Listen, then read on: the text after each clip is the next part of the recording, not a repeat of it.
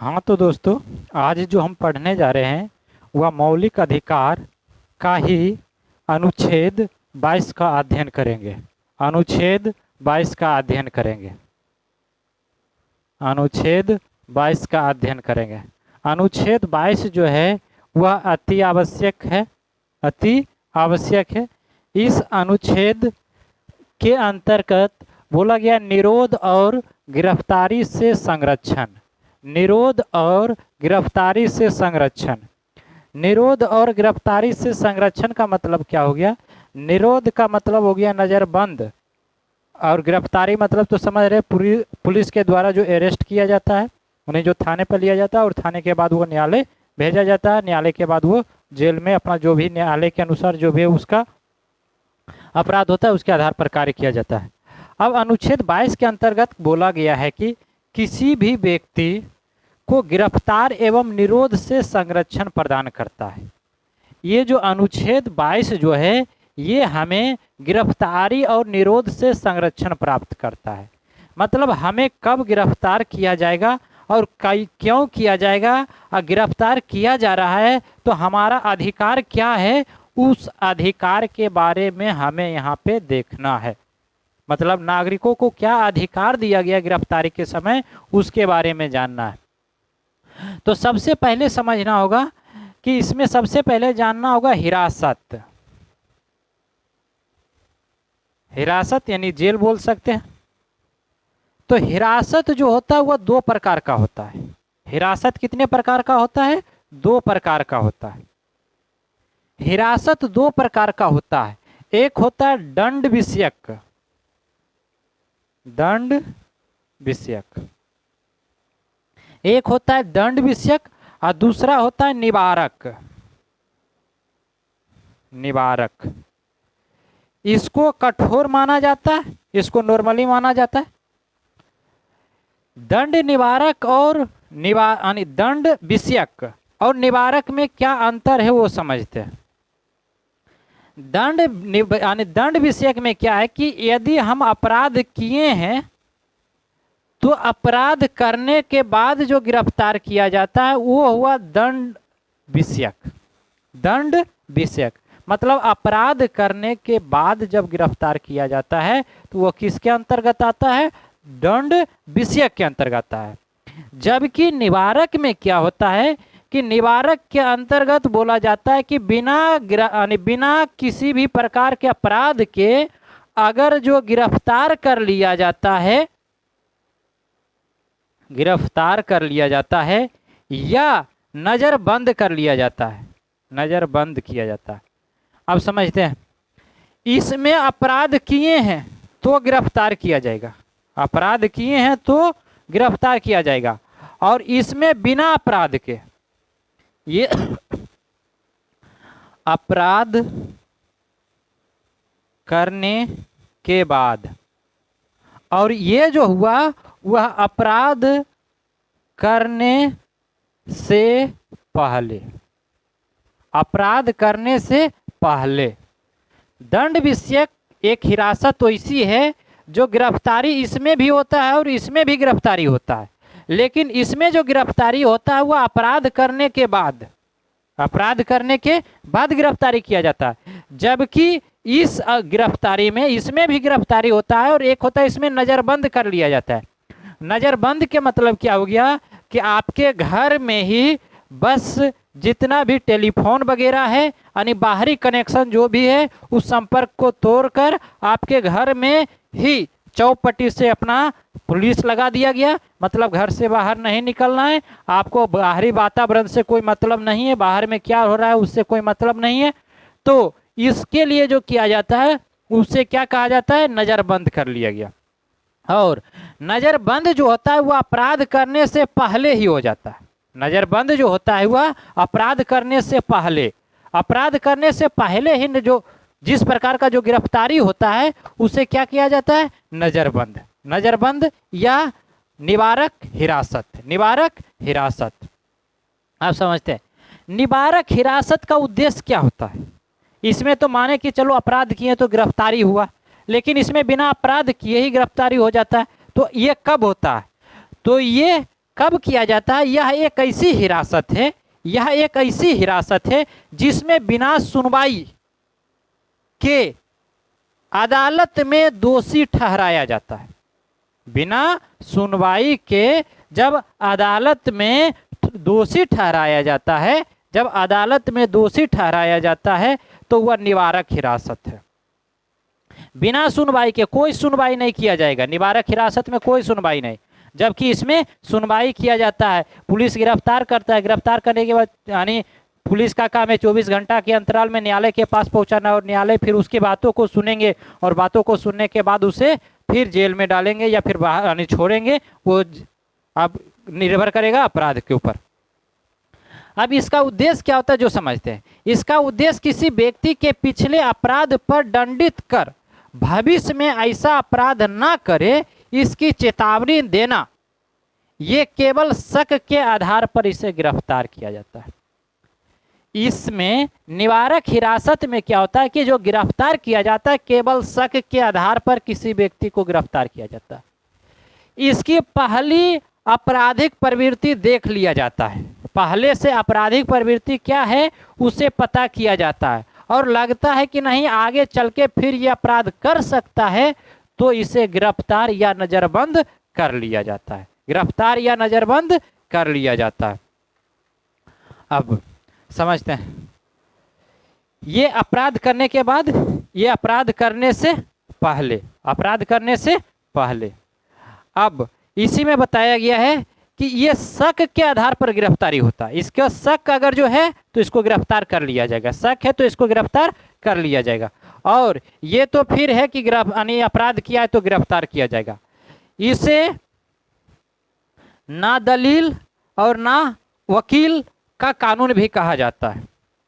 ना दलील और ना वकील, ना दलील ना वकील मतलब ना तो आपकी सुनवाई लिया जाएगा और ना ही आपकी बातों को सुना जाएगा। जैसे कि ऐसे पहले एक और कानून आया था रोलेक्ट एक्ट। तो रोलेक्ट एक्ट 1919 में जो आया था, जिसका विरोध जब किया गया, तो उसमें भी तो यही था कि अंग्रेजों के द्वारा बिना किसी कारण यानी बिना कोई दलील और बिना कोई वकील से उसे गिरफ्तार कर लिया जाता था। और वो कानून तो अभी भी है, वो कानून तो अभी भी है। और अभी जब है तो अब अभी होना क्या जरूरी था या नहीं था, इसके बारे में जानना जरूरी है। क्या ये कानून होना अभी सही है या नहीं है?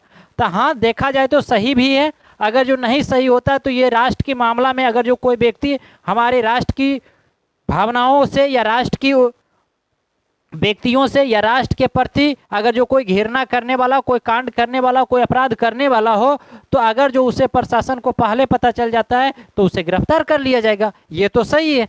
नहीं तो फिर अगर जो ऐसा कानून नहीं रहता तो फिर अपना अपराध करने के बाद पता चलता गिरफ्तारी होता, जिसके कारण से बहुत से अपराध को अंजाम वो दे चुका होता। तो इसलिए एक तरह से सही भी है और एक तरह से गलत भी देखा जाता है। इसी में जब जम्मू कश्मीर में धारा 370 हटाया जा रहा था तो उस समय वहाँ का जो भी नेता थे, जो भी मुख्यमंत्री थे, उसे सबसे पहले नज़रबंद कर लिया जाएगा, इसको गिरफ्तार कर लिया गया।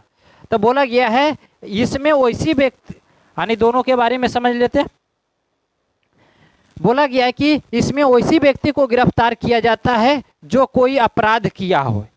दंड विषयक में क्या होता है, जब कोई अपराध किया हो, इसमें बिना अपराध के ही गिरफ्तार कर लिया जाता है। किस आधार पर कर लिया जाता है कि हो सकता है यह यानी राष्ट्र की अखंडता पर असर लाएगा, जिसके कारण से ये अपराध ना करे, इसीलिए इसे गिरफ्तार कर लिया जाता है।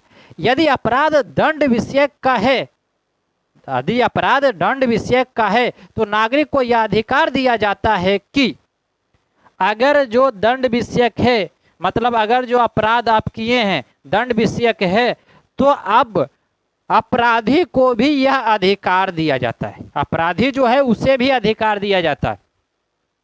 किसके बारे में बोल रहे हैं? दंड विषयक के बारे में। दंड विषयक में क्या होता है कि अगर जो आप अपराध किए भी तो अब आपको अधिकार दिया जाएगा, अधिकार दिया जाएगा। अधिकार दिया जाएगा किस प्रकार से? तो पहला अधिकार है कि अगर जो आपको गिरफ्तार करने वाले हैं तो सबसे पहले गिरफ्तारी का कारण पूछना, और जो गिरफ्तार करना है उसका कर्तव्य भी है कि उसे गिरफ्तारी का कारण बताना है, गिरफ्तारी का कारण बताना है। तो सबसे पहले गिरफ्तारी का कारण, गिरफ्तारी का कारण है, यानी अगर जो देखा जाता है कि नहीं ये मामला गंभीर है तो बिना गिरफ्तारी के भी थाने ले जाते हैं, लेकिन थाने पे उसे बताना अनिवार्य हो जाता है। और तो सबसे पहले वो गिरफ्तारी का कारण बताएंगे। दूसरा गिरफ्तारी का कारण दूसरा बोला गया है इसमें वकील रखने का, इसमें वकील रखने का अधिकार दिया गया है। इसमें आप वकील अपने अनुसार रख सकते हैं, वकील जो है वह अपने अनुसार रख सकते हैं। दंड विषयक में क्या कि वह अपने अनुसार वकील रख सकते हैं। और तीसरा बोला गया है कि 24 घंटा के अंदर, 24 घंटा के अंदर, 24 घंटे के अंदर, 24 घंटे के अंदर मजिस्ट्रेट के पास, मजिस्ट्रेट के पास पहुंचाना है, मजिस्ट्रेट के पास 24 घंटा के अंदर पुलिस का यह कर्तव्य नियम है, यानी अधिकार दिया गया कि 24 घंटा के अंदर अब मजिस्ट्रेट के पास पहुंचाना है। और इसमें यातायात की समय को छोड़कर, यातायात की समय को छोड़कर, यानी थाने से अगर न्यायालय जा रहे हैं तो उसके बीच के जो समय होगा उसको छोड़कर। और चौथा बोला गया है, यानी पहले बोला गया 24 घंटे के अंदर मजिस्ट्रेट के पास सुपुर्द करना, मजिस्ट्रेट के पास पहुंचाना है। और यदि फिर आगे बोला गया है 24 घंटे के अंदर मजिस्ट्रेट के पास पहुंचाना है यातायात के समय। और यदि मजिस्ट्रेट को अब लगे कि इसकी अपराध कोई बड़ी अपराध नहीं है, अपराध लायक इस पे यानी जो गिरफ्तारी जो किया गया है वो अपराध लायक नहीं है, तो इसे 24 घंटा के अंतराल फिर उसे छोड़ दिया जाता है, फिर उसे छोड़ दिया जाता है। और ये अधिकार जो है वह विदेशी व्यक्तियों के लिए नहीं है, ये अधिकार जो है वह विदेशी व्यक्तियों के लिए नहीं है। तो ये इस प्रकार से देखे किसके बारे में, गिरफ्तारी से किस प्रकार, यानी दंड विषयक का गिरफ्तारी है तो उसे इस प्रकार से यानी इस प्रकार के अधिकार दिया जाता है। अनुच्छेद 22 के प्रथम भाग आप समझते, पहले अनुच्छेद 22 में आप समझते प्रथम भाग गिरफ्तारी और निरोध न्यायालय, गिरफ्तारी और निरोध न्यायालय के आदेश के अंतर्गत गिरफ्तारी अधिकारी आयकर ना देने पर गिरफ्तार एवं विदेशी को पकड़ने जाने पर लागू नहीं होता है। आप समझते हैं, अगर जो विदेशी व्यक्ति है और जब विदेशी व्यक्ति है तो उसे इस हिसाब से गिरफ्तार नहीं किया जाएगा कि वो कर भरता है या नहीं भरता है, विदेशी व्यक्ति को गिरफ्तार नहीं किया जाएगा, इस आधार पर गिरफ्तारी नहीं दिया जाएगा। और फिर अगले देखते हैं अनुच्छेद 22 के दूसरे भाग में, अनुच्छेद 22 के दूसरे भाग में ये बताया गया है कि उन व्यक्ति को सुरक्षा प्रदान करना है जिन्हें दंड विषयक कानून के अंतर्गत गिरफ्तार किया गया, दंड विषयक निवारक के आधार पर, यानी दंड विषयक के आधार पर गिरफ्तारी किया गया है, उसी के लिए यह अधिकार है, उसी के लिए अधिकार है ये दंड विषय के लिए। और चाहे नागरिक हो या विदेशी हो, चाहे वह नागरिक हो या विदेशी हो, दोनों के लिए। आगे बोला गया है कि व्यक्ति को हिरासत, आप समझते हैं निवारक के बारे में, किसके बारे में पढ़ रहे हैं, निवारक के बारे में। अब इसमें क्या होता है, बोला गया व्यक्ति को हिरासत 3 महीने से अधिक बढ़ाया जा सकता है जब तक कि सलाहकार बोर्ड कोई खास कारण ना बतावे। निवारक में क्या होता है वो समझते हैं, निवारक के अंतर्गत व्यक्ति को गिरफ्तार किया जाता है या नजरबंद किया जाता है, और वो अपराध करने से पहले, अपराध करने से पहले, और ये शक के आधार पर गिरफ्तार होती हो, शक के आधार पर ये गिरफ्तार किया जाता है, जिसमें ना दलील और ना ही वकील, ना ही आपको बात को सुना जाएगा और ना ही आपको वकील रखने का मौका दिया जाएगा, ना ही वकील रखने का मौका दिया जाएगा। इसके आधार पर अगर जो जिस व्यक्ति को गिरफ्तारी होगा वह गिरफ्तारी करने के लिए एक समिति बनाया जाता है और वह समिति होता है सलाहकार बोर्ड। सलाहकार बोर्ड, और सलाहकार बोर्ड जो होता है वह उच्च न्यायालय के न्यायाधीश के अंतर्गत जो यानी वकील होते हैं उसके कमिटी यानी उसके द्वारा ये कमिटी बनाई जाती है, उसके द्वारा ये कमिटी बनाया जाता है। यानी उच्च न्यायालय के न्यायाधीश के अंतर्गत ये आता है, उच्च न्यायालय के न्यायाधीश के अंतर्गत आता है। और उससे ये गिरफ्तारी का खास कारण बताया ही नहीं जाता है, खास कारण बताया ही नहीं जाता है। और जब 3 महीना पूर जाता है तो फिर अब सलाहकार बोर्ड के ऊपर निर्भर है कि फिर आगे उसको छोड़ा जाएगा या गिरफ्तार मतलब आगे समय बढ़ाया जाएगा, तो वो सलाहकार बोर्ड पर निर्भर है। निरोध के आधार पर संबंधित व्यक्ति को बताया जाना चाहिए लेकिन सार्वजनिक नहीं। बोला गया है कि इसके आधार पर अगर जो बता भी दिया जाएगा तो वह सार्वजनिक नहीं होना चाहिए। मतलब अगर जो व्यक्ति को गिरफ्तार किया जा रहा है, नज़रबंद कर लिया जा रहा है, तो कारण बता भी दिया जाएगा तो सार्वजनिक रूप से नहीं बताया जाएगा, सभी व्यक्तियों को जानकारी नहीं दिया जाएगा। निरोध के आधार पर किसी व्यक्ति को अधिकार दिया गया है कि निरोध के विरुद्ध अपना प्रतिवेदन करे। दूसरा तरीका से देखा जाता है, इसमें जो बोला गया है कि इसमें अधिकार दिया गया है कि अगर जो दंड विषय के आधार पर गिरफ्तारी हुआ है तो अपने आधार पर वकील रखे और अपनी बातों को न्यायालय में रखे। संसद को अधिकार नहीं है, आगे समझते हैं, इसमें संसद का भी अधिकार नहीं है कि इसका 3 महीने से पहले यानी 3 महीने से पहले विरोध करे।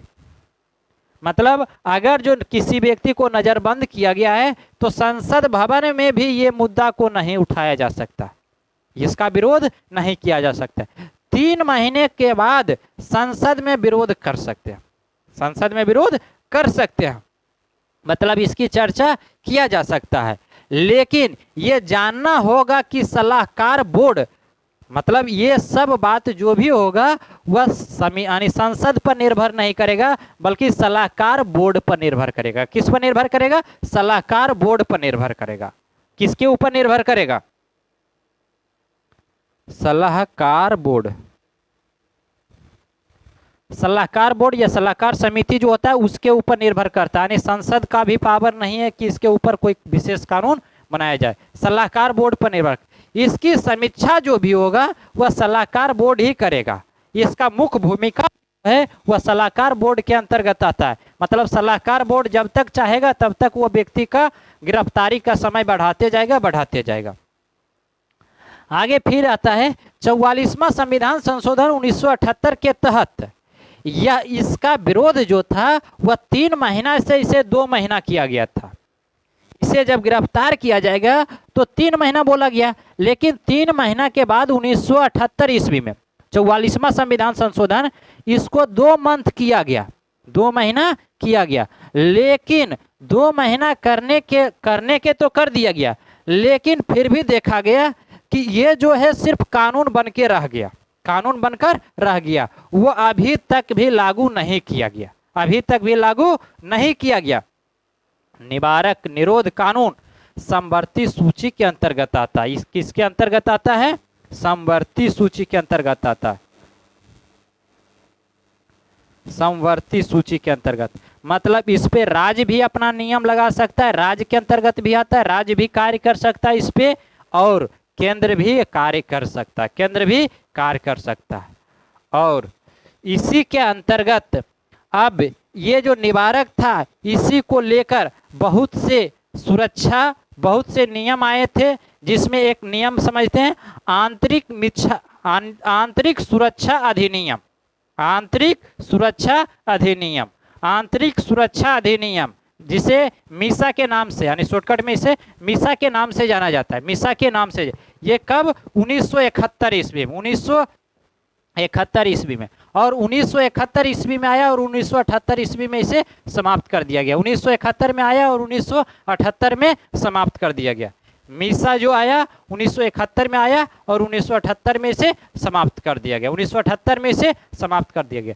राष्ट्रीय सुरक्षा अधिनियम जिसे नासा के नाम से जाना जाता है, नासा, जिसे नासा के नाम से जाना जाता है। तो नासा जो था वह 1980 में लाया गया। कब लाया गया? 1980 ईस्वी में। 1980 ईस्वी में नासा जो था वो कब लाया गया? 1980 ईस्वी में। और आतंकवाद एवं विध्वंस निवारक अधिनियम, आतंकवाद और विध्वंस अधिनियम जो था, विध्वंस निवारक अधिनियम 1985 में लाया गया और 1995 ईस्वी में इसे समाप्त किया गया। 1985 में लाया गया और 1995 में इसे समाप्त किया गया। उसके बाद आया आतंकवाद निवारक अधिनियम 202 से में लाया गया और 204 में इसे अंत किया गया। और ये जो है वह ब्रिटेन यानी अमेरिका में नहीं है, ये ऐसा कोई कानून अमेरिका में नहीं है, ब्रिटेन में है। ब्रिटेन में है। कब से है? तो प्रथम विश्व युद्ध से, प्रथम विश्व युद्ध से ये है, ऐसा कानून है निवारक की स्थिति है। तो फिर और आगे देखते हैं।